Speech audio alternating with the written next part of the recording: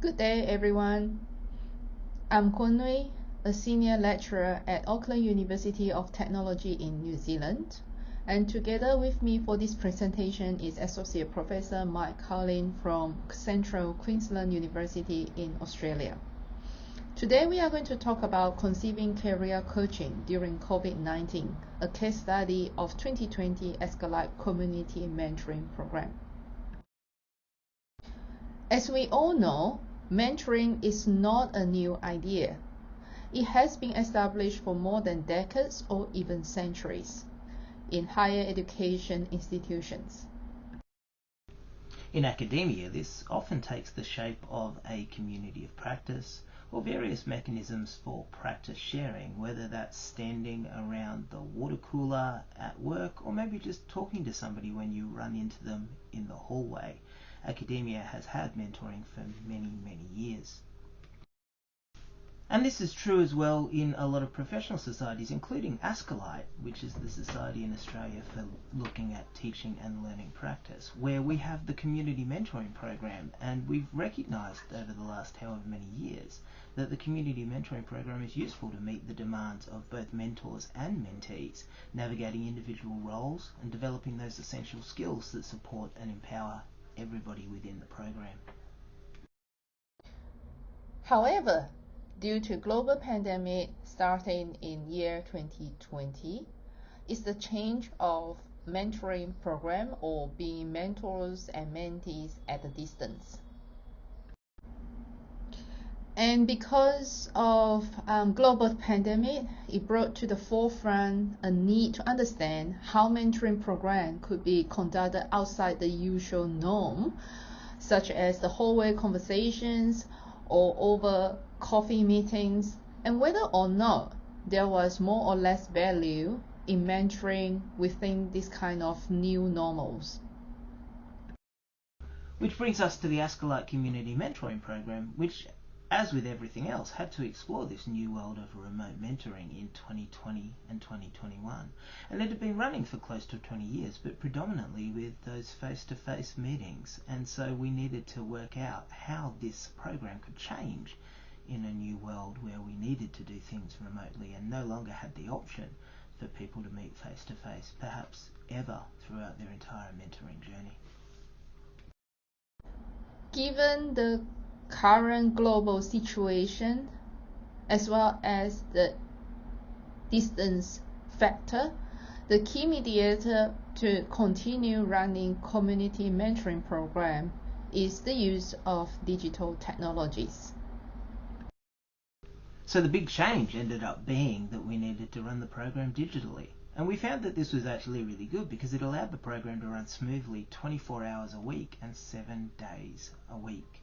And of course, this also was useful for people during the pandemic because it became apparent very quickly that the role of the CMP as a mechanism for people to connect was never more important than it was during the pandemic. And luckily we had a cohort for the CMP that was quite similar than we had in previous years. We had 10 teams, 21 mentors and mentees in total because we had a collaborative team, and they were able to produce a range of different outputs at the end of their CMP journey, including papers for the ASCILITE conference, blog posts, media coverage, and heaps of new network connections. We got lots of reports of good progress, but we also had some situations from people where their relationships didn't get off the ground.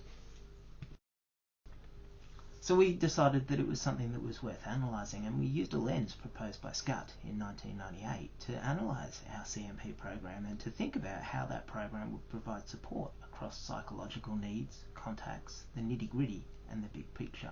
And the idea was to provide insights into those key benefits, but also those challenges for a mentoring program that was now designed for the new world, that involved those hybrid connections, but also those digital online only connections, as well as thinking a little bit about why this program might be needed and how it might be useful in the midst of a pandemic. So we are going to share with you some of the selected comments from our mentors and mentees in 2020. First up is a quote saying, "Being faced with challenging circumstances, it's valuable to talk and brainstorm with mentors in order to gain ideas or perspectives in order to continue having productive outputs such as a paper. Also, people mention about how CMP has been a wonderful opportunity to connect across different institutions, especially during such a disruptive year as we all had. This is even more significant when we have mentors and mentees working in different countries, such as in this context, Australia and New Zealand. And this is one of the quotes saying, CMP provides the team members with a window to how education development was being played out at different universities in 2 countries during the emergency response. They mention about the positivity of the CMP model is the flexibility that is within the space or time in this context. Their project change over the time, but they managed to connect as a team, as mentors and mentees, and respond to what was happening in their own institutions and within their roles as the impacts of the pandemic unfold. Again, another one mentioned about the flexibility, which is a key attribute during such circumstance in terms of different people needing to respond rapidly to the global pandemic. However, they managed to sustain a mutually beneficial collaborative relationship over the time.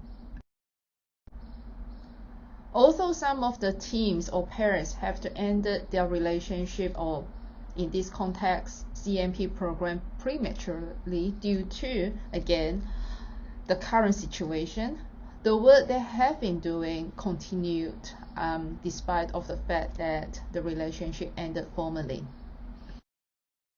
So with all of this awesome feedback, what were our key findings? Well, interestingly, using our analysis, using SCUT, we identified that there was much value in the support that we were giving during such a challenging time.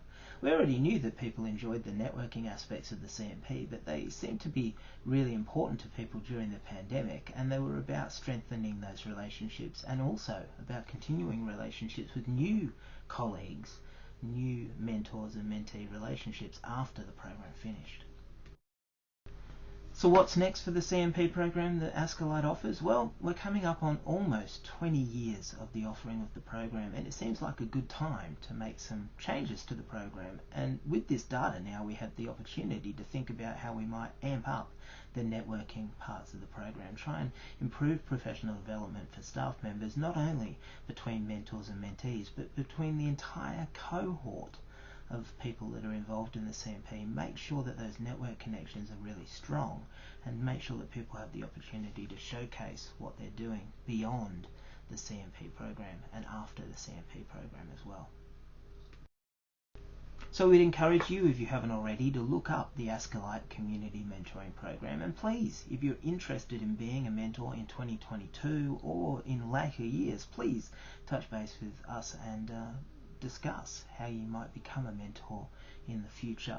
It is, after all, evidenced as a really good program, and even more so now evidenced as a good program during the pandemic and during these online hybrid experiences. So please let us know if you want to be a mentor.